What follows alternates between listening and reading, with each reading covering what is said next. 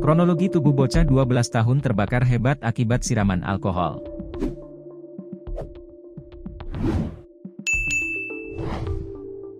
Kronologi tubuh bocah berinisial AE, 12, terbakar hebat setelah disiram alkohol 90%, akhirnya terungkap.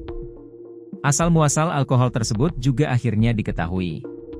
Adapun peristiwa tragis ini dialami AE ketika bermain bersama teman-temannya di Kecamatan Mundu, Kabupaten Cirebon pada Minggu, 6 April 2025, sore.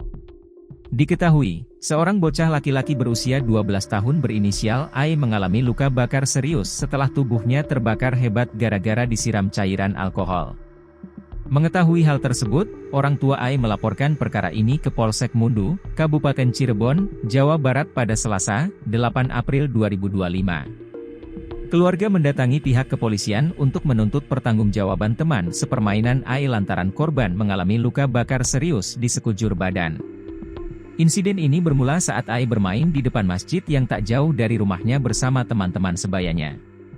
Saat sedang duduk, tiba-tiba seorang teman menyiramkan alkohol ke arah AE. Di waktu yang bersamaan, teman AE lainnya sedang memainkan api dan langsung menyambar ke badan korban. Hal ini diungkapkan oleh bibi korban, Inka Damayanti kepada wartawan. Dia lagi duduk, tiba-tiba disiram alkohol 90%, terus di sebelahnya ada temannya yang main api.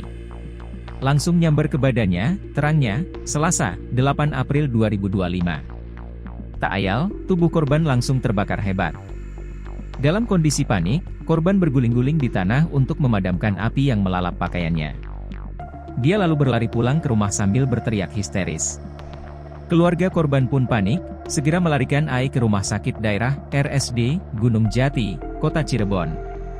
Berdasarkan keterangan pihak rumah sakit, korban mengalami luka bakar hingga 85%. Menurutnya, pihak keluarga menduga ada unsur kesengajaan dari teman-teman korban yang menyiramkan cairan alkohol.